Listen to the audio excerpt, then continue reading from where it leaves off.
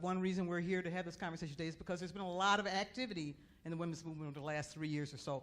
So I guess I'll start with you, Andrea. Would the passage of the ERA in Illinois have been possible 3 years ago? I don't know. I mean, I think we have incredible leaders like the Attorney General here who has been fighting for women longer than anyone was really even paying attention. But I think it's also for someone like me, having been in college 5 years ago, learning about the ERA being a possibility and not a reality. So I do think it's incredible to see it. It's incredible to see kids who I was at, when they were being born, who are now going into college with this not being a possibility but a reality. So I think that's something that is so encouraging, but also something that we need to see replicated at all 49 other states. Yeah. Well, we're supposedly just one state away, and then it goes back to Congress, and that's the challenging part.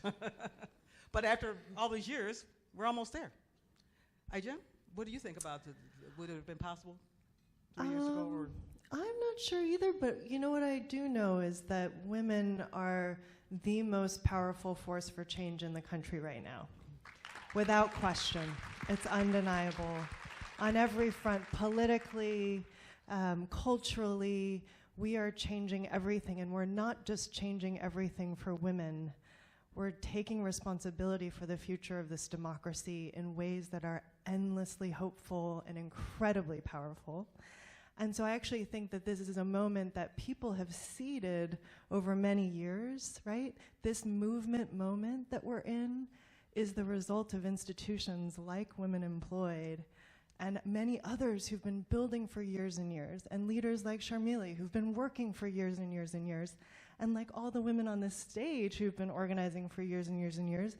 And we're in this moment where women by the millions are saying, enough is enough, time's up, it's our time, and we're gonna lead, right? We're gonna change this country, and I think it's up to us in this room to make sure that on the other side of this incredible wave and upsurge of power on the part of women organizing, that we have the biggest, boldest change that we can possibly achieve. And I think the ERA here is a really good example of the things that we need to be fighting for and putting into place so that our daughters and our granddaughters have a fundamentally different starting point.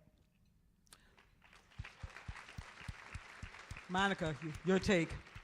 Yeah, I completely agree. I feel as though we're at a moment in time when we across the country and here in Illinois have made very clear that justice and equality is not an alternative.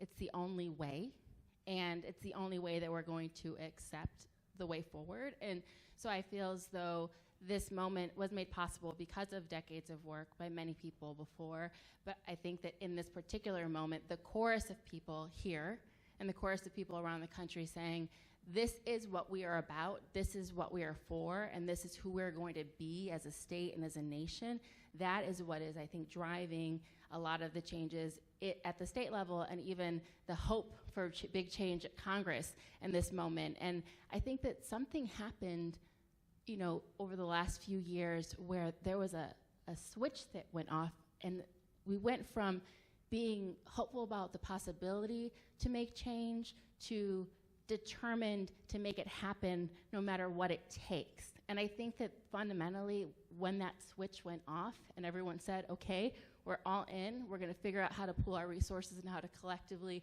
work towards that change together, and maybe it's bill by bill or maybe it's state by state, but that's just how it's going to be. And so I think that's what we're seeing, and to me that's really exciting. And I think that seeing the ERA pass here and knowing that we're one state away from having it be sent back to Congress, now the question is just, okay, who's next? And how do we get behind folks in that state to help make that happen?